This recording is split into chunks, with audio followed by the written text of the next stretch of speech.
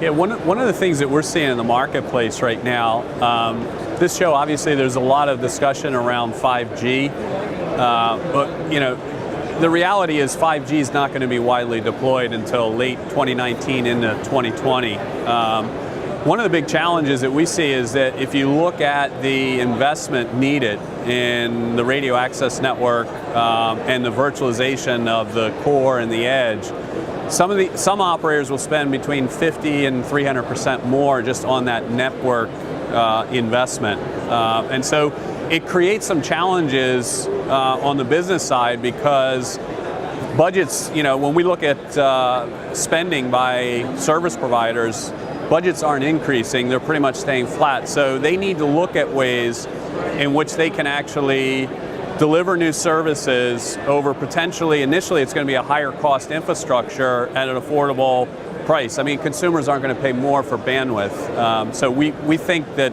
automation and looking at ways in which you can generate efficiencies on the OpEx side, is where operators need to be focused.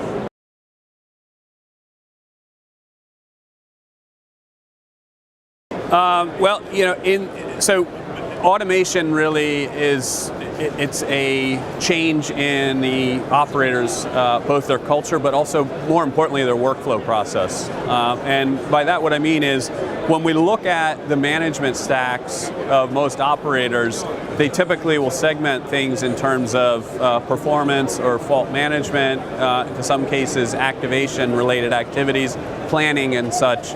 And the newer networks, you're still going to deal with multi-layer networks. So we still have 3G, we have 4G.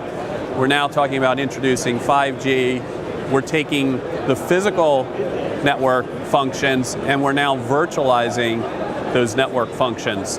This creates a lot more complexity in the operator's environment, and so you have to bring together the type of operational management systems that in the past were used that's specific to fulfillment assurance and bring those two together. So that means shared models, it means the ability to actually collect data across different technology domains, but more importantly to automate routine failures. And we see a lot of self-inflicted outages due to human error.